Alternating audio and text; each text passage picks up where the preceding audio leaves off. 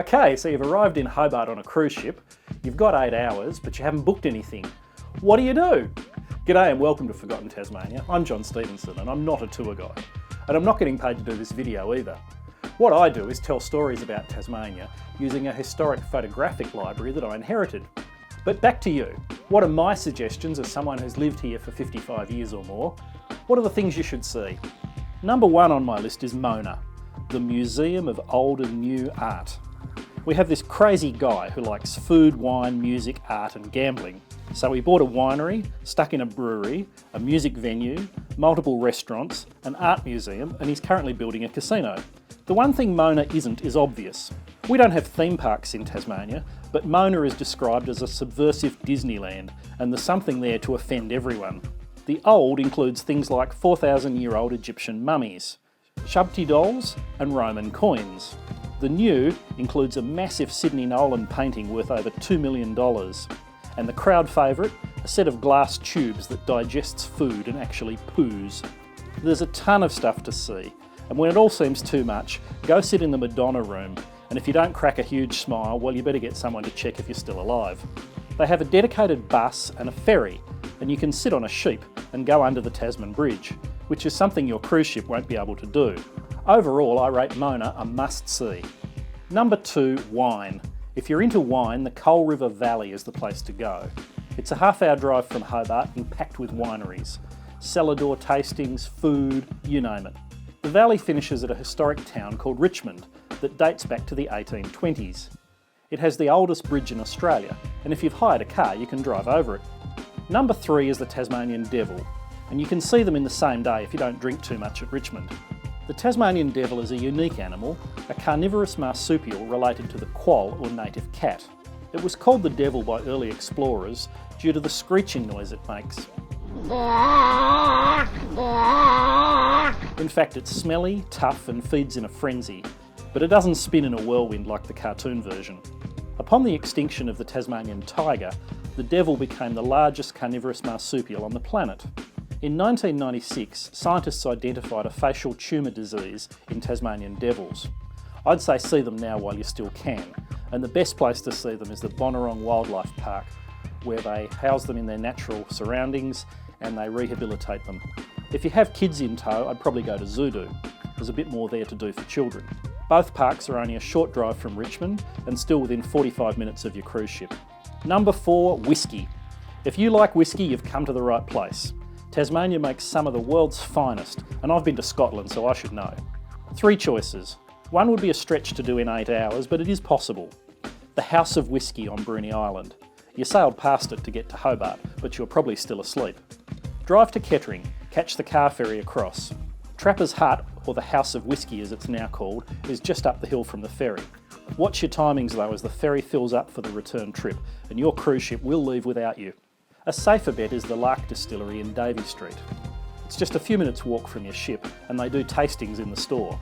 Or you could walk another 400 metres or so across to Salamanca Place. Find Wooby's Lane and there's a darn good whiskey bar there too. Which brings me to number 5, Salamanca Place. If you fluked it and arrived on a Saturday morning, the market will be on in full force.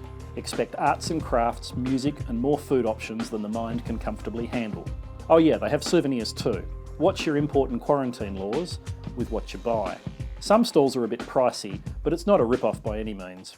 Assuming you've not arrived on a Saturday, there's still plenty to see in Salamanca Place. Art galleries left and right. And some turkey turned the grain silos into apartments, that's worth a look. Number 6, Port Arthur. You should have listened to the cruise director and booked the trip. It's a deceptive drive that takes about 2 hours, despite what Google Maps will tell you. Seriously, watch your timing. And if you do go by bus, get back on the right bus at the right time. Your ship waits for no one. So back in the 1800s, when the British colonised or forcibly invaded Van Diemen's Land, which is what Tasmania was called, they found a place almost exactly like England, but about as far away as you could get. So they started a prison here. They picked the most remote part of the island on a peninsula, connected by a very narrow neck. So they could guard the whole region with just a few men and some dogs. The prison was terrible by today's standards, of course, but back then it was regarded as the very model of what a prison could be. Port Arthur closed in 1877, and our government actually tried to cover up its existence because they were ashamed of our convict past. A man called John Watt Beattie collected relics and took photos and opened his own museum. When he died in 1930, my grandfather bought his business, and that's where I come in with these photos you've been watching. One point of etiquette. You may know there was a terrible massacre at Port Arthur in 1996. If you want, spend some time at the Quiet Memorial and honour the dead, but don't ask about it or spout your conspiracy theories to locals. It's just disrespectful and it will not go over well. Port Arthur's a great option for you to visit. It's very historic and it's not at all touristy. Number 7, the Derwent Valley and New Norfolk. About 45 minutes drive north of Hobart along the banks of the Derwent. Around 1807, a bunch of people got resettled from Norfolk Island and they set up in a place called New Norfolk. I know, very imaginative. A bit later in 1879, my mate Mr. John Watt Beattie tried to farm sheep there and he failed miserably because he wasn't a farmer, he was a photographer.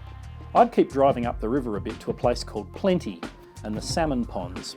That place dates back to the 1860s and is worth a look, although they won't let you fish there. Number 8 is Old Hobart Town. Walk only 500 metres from your ship and you're in the middle of Hobart. The buildings are a mix of old and new.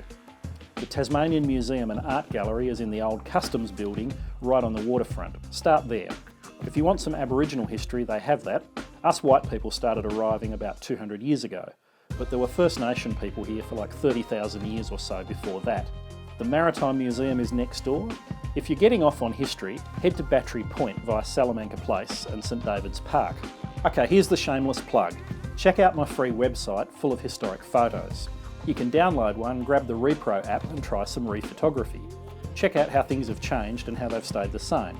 And if you like this video, check out my channel. I do videos about historic photos.